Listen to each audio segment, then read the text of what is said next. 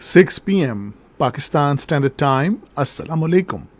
This is Radio Pakistan. The news read by Hassan Gilani.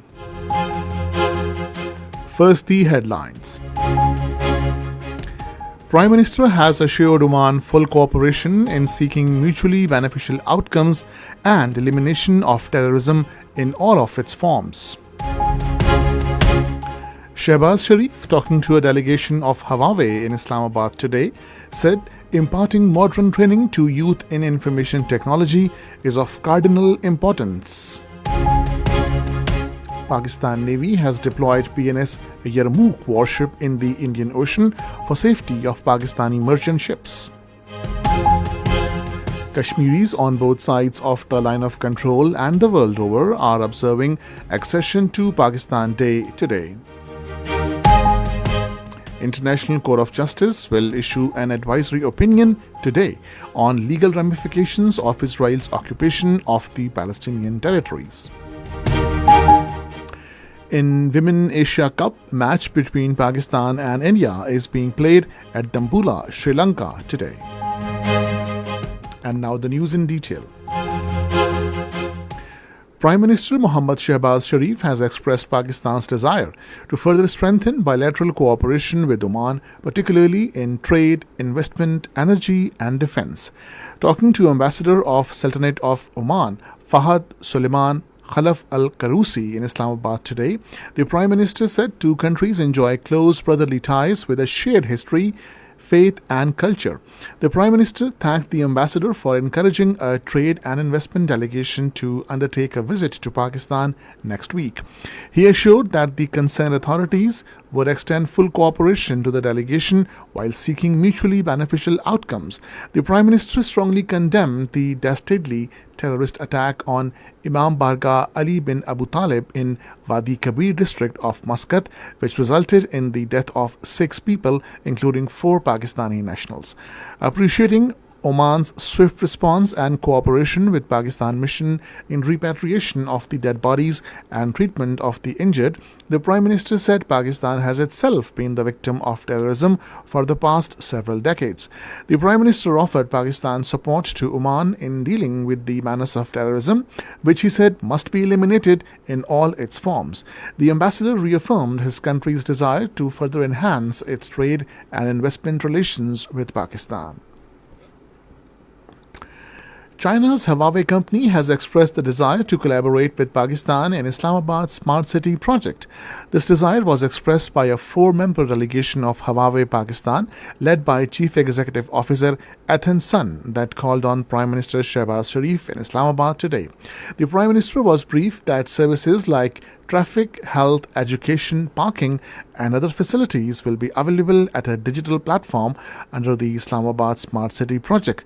The delegation also offered to establish a national data center which will be harmonized with Pakistan's national cloud strategy. It was informed that establishment of national data center will ensure provision of better cloud services and help safe foreign exchange. Speaking on the occasion, the Prime Minister said partnership with Huawei in various sectors, especially provision of modern training in the field of information technology to the youth, is of cardinal importance. He said IT exports of the country will increase with the professional training of information technology to 300,000 Pakistani students annually by Huawei. He said government will include women and youth from Balochistan to this training program on priority basis. Chairman Senate Syed Yusuf Raza Gilani has underscored the need to further diversify Pakistan-Algeria relations and explore new avenues of cooperation. Talking to Algerian Ambassador Brahim Romani in Islamabad today, he said there is a great need for closer trade and economic relations as the current level of trade is far below its true potential. He said Pakistan produces the best quality rice in the world and Algeria may consider importing rice from Pakistan. He informed that there is a huge potential for mutual collaboration in IT, pharmaceutical, and other sectors. Sri Lankan High Commissioner to Pakistan, Ravindra Chandrasiri called on Interior Minister Mohsen Naqvi in Islamabad and discussed matters of mutual interest, including release of Pakistani nationals imprisoned in Sri Lanka. It was decided to bring the prisoners stuck in Sri Lanka for the past several years back to Pakistan in a week's time. The two sides agreed to quickly complete the necessary steps for the repatriation of Pakistani prisoners. Foreign Minister of Turkmenistan Rasid Meredov is paying a 3-day visit to Pakistan from Monday. He will hold extensive talks with Deputy Prime Minister and Foreign Minister Ishaq Dar and called on Pakistani leadership. Talks between the two sides will cover all aspects of bilateral relations. They will also exchange views on regional and global developments. The federal government and Tehreek-e-Labbaik Pakistan have agreed to accelerate efforts in support of innocent Palestinians at all fora.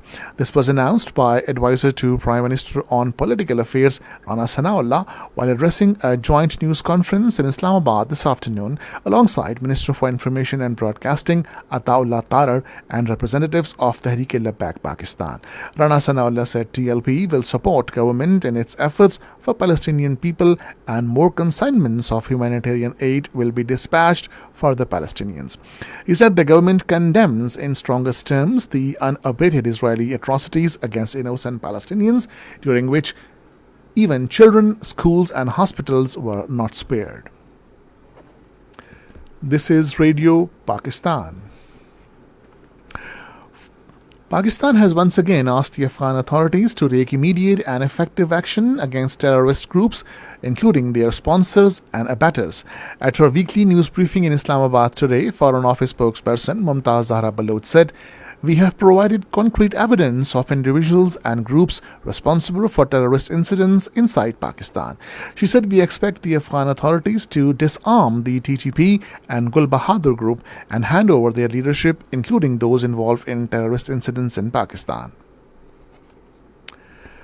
Pakistan Navy has deployed PNS Yarmouk warship with embarked helicopter in the Indian Ocean for safety and security of merchant ships bound to and from Pakistani ports. The ship will undertake independent and combined operations along with other friendly and partner nations to achieve common objectives of safe and secure maritime environment. The ship will also visit regional ports for naval diplomatic tasks in line with Pakistan's foreign policy objectives.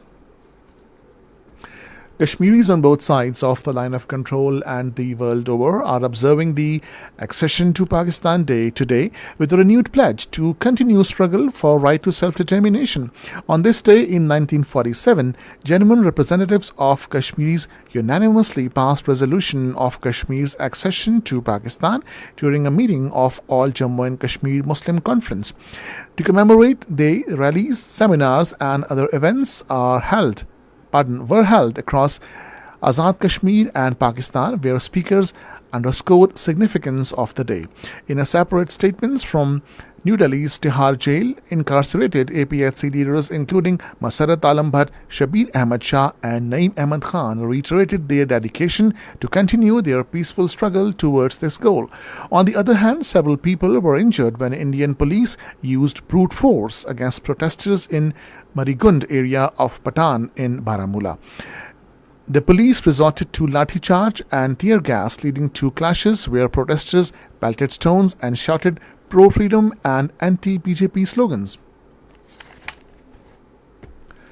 International Court of Justice at The Hague is all set to issue an advisory opinion today on the legal ramifications of Israel's occupation of the Palestinian territories at the request of the UN General Assembly. While advisory opinions of judges at the International Court of Justice are non-binding, they do carry weight under international law and a clear finding that the occupation is illegal and could weaken support for Israel.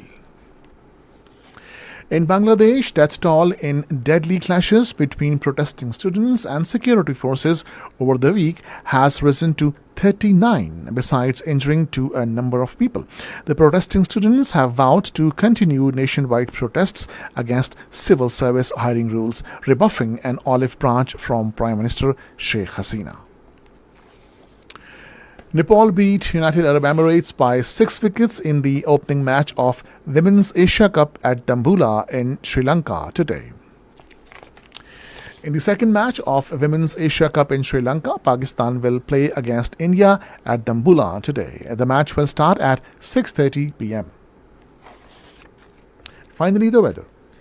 Rain, windstorm and thundershower is likely in South Punjab, Potohar region, Sindh, Khyber Pakhtunkhwa, northeastern Balochistan, Islamabad and Kashmir during the next 12 hours. Heavy fall is also likely at isolated places in South Punjab and lower Sindh during the period. And that is the end of the news. For more news and analysis, log on to our website radio.gov.pk and also watch live video streaming of our bulletins on the link facebook.com/Radio Pakistan News Official.